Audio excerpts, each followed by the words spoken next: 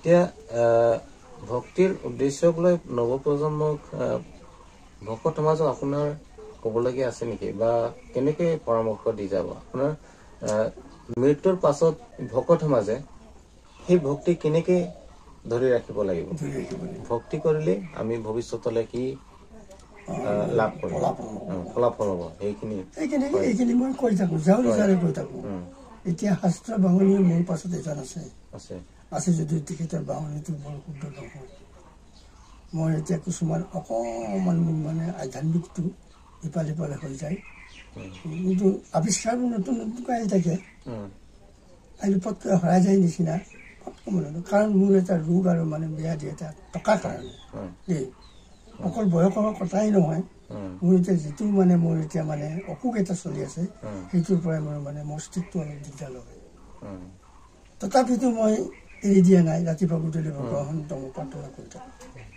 দুপৰীয়া শেষতে মই কি কৰোঁ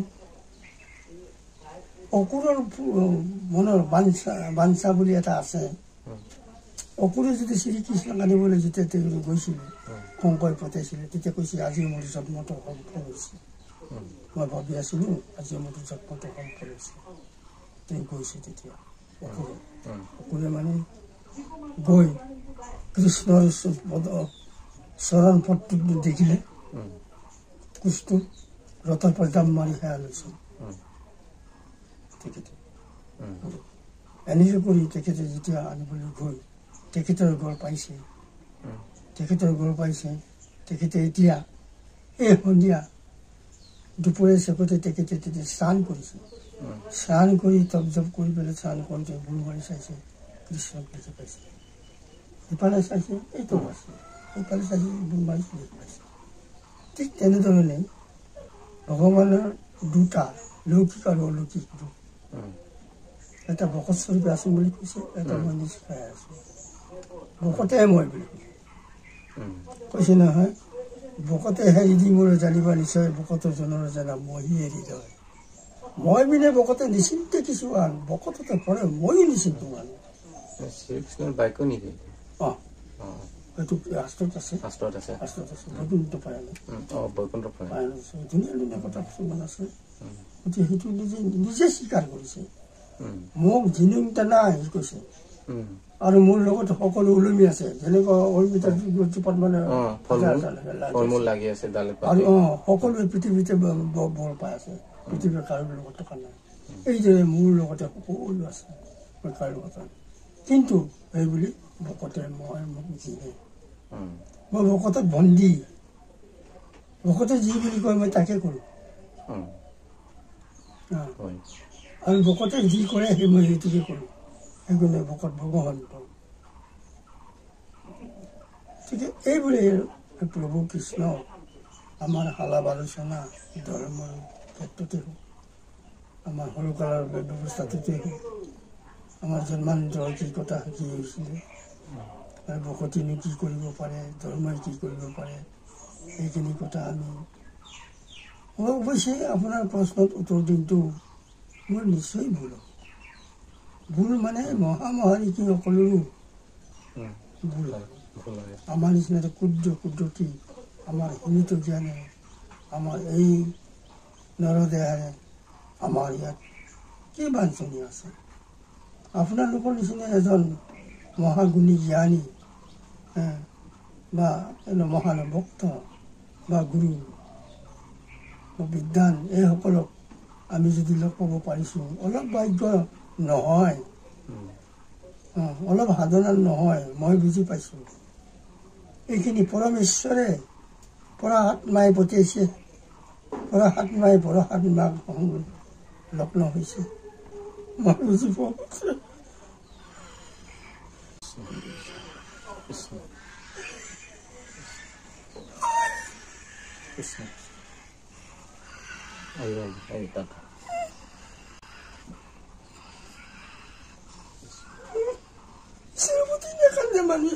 মানুহ মৰে কিবা অনিষ্ট কথা হ'লে কান্দে মানুহে ভগৱানৰ প্ৰতি কান্দিব লাগে আমি ঈশ্বৰৰ লাগি কান্দিব লাগে কি কৰিছোঁ কি নাই কৰা এই কথাটো আমাৰ মনত আঘাত লাগিব লাগে গতিকে সেই প্ৰভু আপোনালোকৰ দয়ালু প্ৰভু চালো আপোনালোকে ধৰ্ম ধৰ্ম আপুনি কলিযুগীয় সকলো আপোনালোকে সকলো কাম কাজ আপুনি কৰিছে কীৰ্তন আপোনালোকে এইবোৰ উদ্ধাৰ কৰিবলৈ আহিছে আমাক বতৰ আমি জানিছোঁ পৰমাত্মাই পঠাইছে আমাক দেখুৱাইছে সেইকাৰণে আপুনি আহিছে আহি আমাৰ লগতে আমাৰ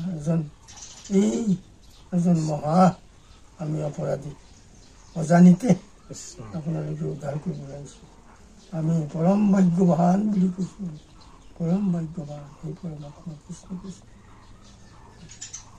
কিবা ক'বলৈ আছে নেকি প্ৰভু আলোচনা কৰিব আছে আপোনাৰ যিহেতু শাৰীৰিক সমস্যা আছে দেখাৰো অকণমান অসুবিধা আছে বেমাৰত ৰোগী হৈ আছে ৰোগীত পৰি অকণমান দেখাৰ অৱস্থা বেয়া হৈ আছে গতিকে বেছি সময়টো নলওঁ আৰু অৱশ্যে এতিয়া শেষত আপোনাক সুধিব বিচাৰিছোঁ লাষ্টত এই বৃদ্ধ বয়সত আপুনি ইমান যে কষ্ট কৰি ভকতৰ মাজত চলাই নি আছে শংকৰদেৱ সংঘৰ যিকোনো কামবিলাক আগৰ পৰা কৰিছে বা সেইখিনি নৱপ্ৰজন্মৰ ভকতবিলাকে আয়ত্ব কৰি ভালধৰণে ৰাখিব বুলি ভাবিছোঁ আপুনি এইটো বয়সৰ পৰা আৰু মানে এই সংসাৰক এৰিবলৈ মন আছেনে বা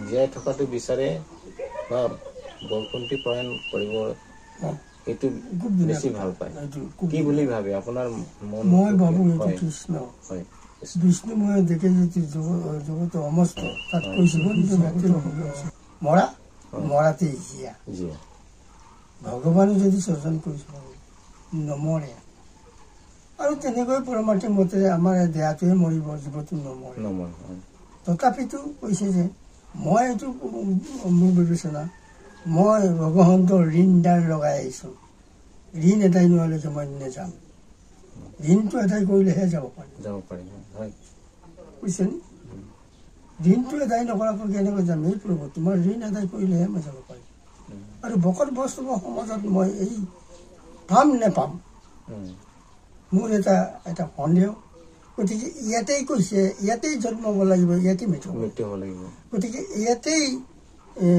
সাধ্য কৈছে নহয় সৰ্বনে কীৰ্তনে আৰু বৈকুণ্ঠক যায় ধৰ্ম অৰ্থ সাময়িক কবি ইয়াতে পায় ইয়াতে বুলিছে মৰিলেও ইয়াতে জন্ম ল'ব লাগিব ধৰ্ম অৰ্থ মুখ্য কাম ইয়াতে পাব গতিকে সেই প্ৰভু যে মই কামনা কৰিছোঁ যে ভকত বৈষ্ণৱ সকলৰ লগত আদান প্ৰদান কৰি সেয়া উচৰ্গা কৰি আপোনাৰ এতিয়া জীৱিত আছোঁ বোলে আপুনি আহি পেলাই মোক দৰ্শন দিছে নহয় বাৰু আপোনাৰ নিচিনা পাবলৈ মই মতাও নাই আপোনাক চিনি নাপাম নহয় বাৰু তথাপিতো পৰহাত্মা চিনাকি দিছে এয়াই মই পৰম ভাগ্য এনেকৈ যদি মই কৈ থাকিবলৈ পাওঁ কিন্তু মোৰ নিজৰ ৰূপটো মোৰ যিটো মানে অসুখ মই এইটো মানি নাপাওঁ এনেকৈ কথাবোৰ যদি ভকতি লৈ পেলাই আলাপ আলোচনা কৰি থাকিলে মই বৰ ভাল লাগিল পাম ক'ত কোনে ক'ব কোনে শুনিব নাই কিম্বা এটা বাইকত কৈছোঁ নহয় আপুনি আহিছে আপোনাৰ টকা পইচা দিলোঁ নাই আপুনি ইমান দূৰণি এজন ব্যক্তি মই এজন কোনদিনা দেখিছোঁ শুনিছোঁ নাই তথাপিতো আজি মোৰ পৰম ভাগ্য পৰম মংগল হৈছে বুলি মই ভাবিছোঁ মই আজি ধন্য হৈছোঁ সকলো মতে মই আজি পুণ্য জীৱনটো পাইছোঁ এইবুলি মই মোৰ জ্ঞানে কৈছোঁ এইটো বয়সত আপোনাৰ কিবা সপোনত কিবা কিবি তেনেকৈ দেখে নেকি বাৰু মানে এই বৈকুণ্ঠ পৰায়ণৰ বা তেনেকৈ স্বৰ্গলৈ যোৱাৰ তেনেকৈ সপোন দেখে নেকি আছে মই বাৰু দেখি নাপাওঁ হয় কিন্তু যেতিয়া মই ৰাতি কেনেবাকৈ যদি হাৰ পাম এতিয়া গোটেই পৃথিৱীৰ কথাবোৰ মনত ৰাখোঁ ভকতৰ কথাবোৰ আহি যায় ধৰ্মৰ কথাবোৰ আহি যায় অনুষ্ঠানৰ কথাবোৰ আহি যায় তেনেকৈ পৰিয়ালৰ কথাবোৰ আহি যায় জ্ঞাতিৰ কথাবোৰ আহি যায় এনেকৈ মোৰ মনবোৰ ভাৱবোৰ ধাৰণাবোৰ আহি যায় সকলো শান্তি মোৰ শান্তি বুলিছোঁ মই সুখ বিচৰা নাই সুখৰ দুখৰ মাজেদি জীয়াই থাকিব লাগিব আৰু সুখ কোনে দিয়ে? ভগৱন্তই দিব। দুখ কোনে দিয়ে? ভগৱন্তই দিয়ে। আজি ভকতে স্বীকাৰ নকৰে বোলে দুখ হৈছে বোলে মোৰ আপদ হৈছে বিপদ হৈছে বুলি স্বীকাৰ নকৰে। আমি কৈছোঁ স্বীকাৰ কৰিম। আজি বিধ্বস্ত হ'ল, দুখ হ'ল, কিবা বিপদ হ'ল, চৰকাৰৰ লগত আমি বিচাৰ কৰিব লাগিব বা ডিচিৰ লগত বিচাৰ কৰিব লাগিব। গতিকে ঈশ্বৰৰ লগত আমি তোমাক বিচাৰ কৰিবই লাগিব। দুখক আপুনি দিয়া আছে, কিন্তু য'ত নেকি ঈশ্বৰ নাই কৈছে নহয়, একান্ত ভকত হবে নিৰ্গুণ কৃষ্ণৰ গুণ গায় সদা ভকীয়া জোতাত বৈকুণ্ঠ পৰিহৰি যোগীৰ টকা হৈ খাতে তাত যোগীৰ নাথাকোঁ, বৈকুণ্ঠ নাথাকোঁ, স্বৰ্গৰ নাথাকোঁ, ক'ত থাকে? ভকত বৈষ্ণৱসকলে য'ত আলাপ আলোচনা কৰি ৰহস্য গুণ শ্ৰৱণ যতন কৰে মই তাত থাকোঁ। কেনেকৈ থাকে দেখি নাই পোৱা ন? আমি পাইছোঁ জানো? দেখুৱাই দিব পাৰিবানি? কোনোবাই বুলি দেখুৱাই দিব পাৰিম বুলি ক'ব নোৱাৰিম। পাৰিম। কেনেকৈ? কৰ্ণপথে ভকতৰ হিয়াতে প্ৰৱেশ হৰি দিবাকানে হৰে সমস্ত জলৰে যতে কোমল যেন হৰত খাল স্বভাৱতে নিৰ্মলে কৰে। ভগৱানে যেতিয়া শ্ৰৱণে কীৰ্তন আমাৰ কোনো কৰ্ণপথে মনৰ ৰাজ্যলৈ মনটো নিৰঞ্জনে পানী কৰি পেলাব। যেনে আপোনাৰ হৰত খালৰ পানীটো যেনেকৈ আমাৰ ফিল্টাৰ পানীটো তেনেকুৱা কৰিলে মনটোক জয় কৰিব পৰাতেই মন আচলতে ধৰ্মভক্তি হ'ব পাৰিব। মন যদি যদি বৈশ্য কৰিব নোৱাৰে, কোনোবাই যদি প্ৰশ্ন কৰে মন আৰু জীৱটো পাৰ্থক্য নে একে? বোলে একে। কেনেকৈ একে? বোলে পাৰ্থক্য আছে। পাৰ্থক্য আছে। পাৰ্থক্য থাকি কেনেকৈ হ'ল? শাস্ত্ৰত কৈছে এইবিলাক। কৃষ্ণ কৃষ্ণ কৃষ্ণ কৃষ্ণ। মনটোৰ লগত জীৱটো পাৰ্থক্য নি এক। তাকে বুজাইছে যে আমি মনটোৰ লগত জীৱটোৱে লুটি খায়। মনটোৱে জীৱটোক নৰকত পেলাই, মনটোৱে জীৱটোক উদ্ধাৰ কৰে। পদ এটা থাকি গৈছে, কুন্দে মেৰাই পদ্মগোট ওপৰত তুলি গজেন্দ্ৰ শৰণলে ত্ৰাই হৰি বুলি শুনি তুমি শীঘ্ৰে আহিলা গৰুৰ স্কন্ধে বকতক ৰাখিবক আহিলে বন্দে। মন মানে কি? গজেন্দ্ৰ বুলি কয়। তেতিয়া উন্দে মেৰাই পদ্মগোট ওপৰত তুলি গজেন্দ্ৰ শৰণলে ত্ৰাই হৰি বুলি যেতিয়া নদীত পৰিছে, মই কৈছো বিপদৰ মাজত পদ্মপুষ্পকৰ পৰা পালে গজেন্দ্ৰই পানী জাবুৰ খাই পেলাই ঘৰৰ যুদ্ধত পদ্ম মানে জীৱ আহুতি দিলে। জীৱ কথা গম পাইছে? পদ্ম মানে জীৱ আহুতি দিলে। শুনি তুমি শীঘ্ৰে আহিলে গৰুৰ কন্দে ভকতক ৰাখিব আহিলে। হেল্ল' হেল্ল' সেইটো গজেন্দ্ৰ বিপদত পৰিলে। আহিলে ন আজিৰ যুগত হেল্ল' কোনে কৈছে? নম্বৰ উঠিছিল, তাৰ নামটো ওলাইছিল, আহি গ'ল। হাতে পাতে চবৰে খুচি কৰিলো হেৰি আহিলে প্ৰবন্ধে নামি তুমি পৰম বিক্ৰমে গড়ক ধৰি এইটো তুলিলে বুলি কৈছিল। ধৰি একদম একো মানে নামি তেতিয়া একদম গৰুৰ স্কন্ধত একদম অকমানে আছে, তাতে ধৰি তুলিলে গ্ৰহটো আহিলে লগতে। হাতে পাতে চক্ৰ কৈছিল গ্ৰাহ মুখ, তেতিয়া চক্ৰ চিৰিছে তোমাৰ প্ৰকাশে কৰিলে গজেন্দ্ৰৰ দুখ। তেতিয়া ভগৱন্তৰ প্ৰকাশত তেতিয়া গজেন্দ্ৰৰ মুক্তি পাইছে, মানে জীৱই মুক্তি পাইছে। হস্তি গুচি তই চতুৰ্থ ৰূপ পৰিল গলে বনমালাৰ 4 হাস্তাই পৰিল। হাতীটো গুচি যাব কি কৰ মনটো গুচি যাব। হস্তি গুচি তই মানে হেৰি কৰিছিল মানে গজেন্দ্ৰৰ কৈখনত স্পষ্ট ইয়াত বৰ্ণনা আছে। স্পষ্ট বৰ্ণনা আছে শাস্ত্ৰত। তাৰ পৰা গলে বনমালা হাতে 4 হস্ত লৈ লয়। তোমাকে ধৰিবলৈ গৈ যা বৈকুণ্ঠক গৈ লয়, তাৰিখে দৰকাৰ বৈকুণ্ঠক চুৰি কৰি লয়। আজি বহুখিনি আপোনাৰ পৰা আয়ত্ব কৰিলোঁ বা ভক্তি তত্ত্বমূলক কথাবোৰ আমি শুনি পালোঁ। গতিকে আপোনাক এইখিনি মুহূৰ্ততে ক'ব বিচাৰিছোঁ আপুনি বহুত ইমানখিনি সময় দিলে, ইমান জ্যেষ্ঠ বয়সতো পৰমাৰ্থিক তত্ত্ব আমাক বুজাই দিলে। গতিকে আপোনাক কোটি কোটি ধন্যবাদ আৰু কোটি কোটি সেৱা জনাইছোঁ, আগবঢ়াইছোঁ। আপোনাৰ এইখিনি বয়সতো এনেধৰণৰ পৰমাৰ্থিক তত্ত্ব, ধৰ্ম কি আৰু ভক্তি কি, ভক্তি আৰু ধৰ্মৰ মাজত পাৰ্থক্য সকলোখিনি আপুনি কৈ দিলে। আপোনাক আমি আজি লগ পাই ধন্য মানিছোঁ। গতিকে আপোনাক মোৰ শ্ৰীচৰণত সেৱা জনাইছোঁ আৰু এইখিনি সময় আপুনি ব্যস্ততাৰ মাজতে আগবঢ়োৱাৰ কাৰণে আপোনাক চৰণত সেৱা জনাইছোঁ। আৰু এইখিনি আজি এই বিষয়ে আপোনাৰ পৰা বহুত কথা জানিলোঁ। গতিকে পৰৱৰ্তী কালত যে আপোনাক পৰমেশ্বৰে ভালধৰণে আশীৰ্বাদ দি থাকক। আপোনাৰ এই যিমান এতিয়া জীয়াই আছে আৰু যিমান সময় থাকিব, এইখিনি সময় ঈশ্বৰে যেন কৃপা কৰক আৰু ভালধৰণে শক্তি দি এতিয়াও ভাগৱত পুৰাণ বা ৰামায়ণ সকলোখিনি পাঠ কৰিব পাৰে। এইখিনি সময়লৈকে পাঠ কৰি থাকিবলৈ শক্তি দিয়ক যেন মোৰ এই আশা। গতিকে মই এইখিনি এখেতক ঈশ্বৰৰ ওচৰত প্ৰাৰ্থনা জনাই এই অনুষ্ঠানটি সামৰিছোঁ।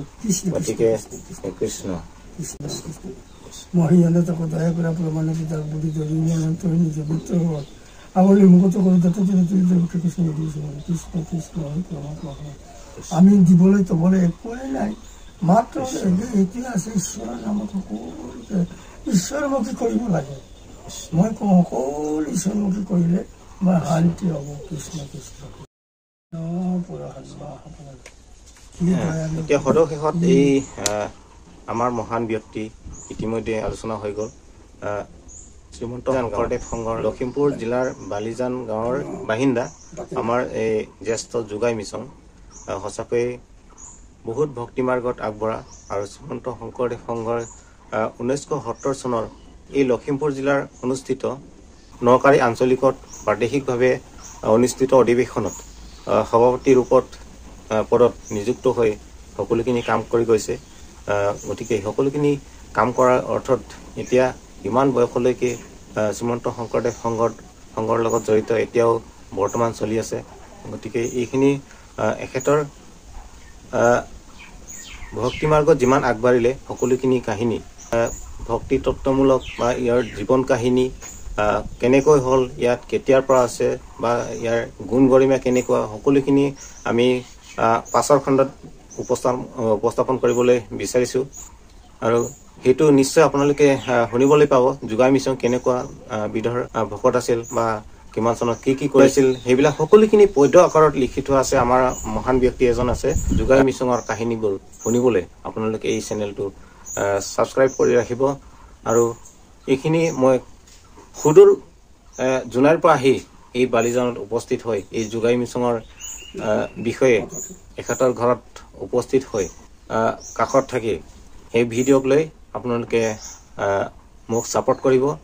আৰু এনেকুৱা ধৰণৰ আপোনালোকৰ আশীৰ্বাদে যেন মহান মহান ব্যক্তিসকলৰ সাক্ষাৎ কৰিব পাৰিম বা কিছু ধৰ্মমূলক তথ্যবোৰ আয়ত্ত কৰিব পাৰোঁ। তাৰ কাৰণে আপোনালোকৰ ওচৰত মই চিৰকৃতজ্ঞ হৈ এই ভিডিঅ'টো বনাইছোঁ। আৰু ভৱিষ্যতে এনে ধৰণৰ ভিডিঅ' বনাবলৈ আপোনালোকে আশীৰ্বাদ দি থাকিব। আজিৰ ভিডিঅ'টি ইমানতে শেষ কৰিব বিচাৰিছোঁ। আপোনালোকে বহুত সময় ব্যস্ততাৰ মাজত শুনি থাকিলে ধন্যবাদ আপোনালোকলৈ। সকলোলৈকে পুনৰবাৰ ধন্যবাদ আৰু সেৱাৰে এইখিনি অনুষ্ঠান সামৰিছোঁ। ধন্যবাদ। কৃষ্ণ। এতিয়া মই এই ককাক বিদায় দিছোঁ। কৃষ্ণ কৃষ্ণ। আপুনি ভালদৰে থাকিব, ঈশ্বৰৰ আৰাধনা কৰিব। গতিকে আপোনাৰ শ্ৰীচৰণত ময়ো আজি এইখিনি সময়ত বিদায় দিছোঁ আপোনাকো। আকৌ ঈশ্বৰে যেন আমাক তেনেকৈ সংযোগ কৰি লগ পাবলৈ দিয়ে তাকে কামনা কৰিছোঁ। কৃষ্ণ কৃষ্ণ কৃষ্ণ। এয়া আমাৰ যোগাই মিছন আমাৰ দেউতা মন্দিৰ। গতিকে এখেতক আমি বিদায় দি এতিয়া ঘৰলৈ ঘূৰি আছোঁ। আপোনালোকে চাই থাকিব এই যোগাই মিছনৰ এই কাহিনীবিলাক সকলোখিনি পাছলৈ উপস্থাপন কৰিম। আপোনালোকে চাই থাকিব। ধন্যবাদ।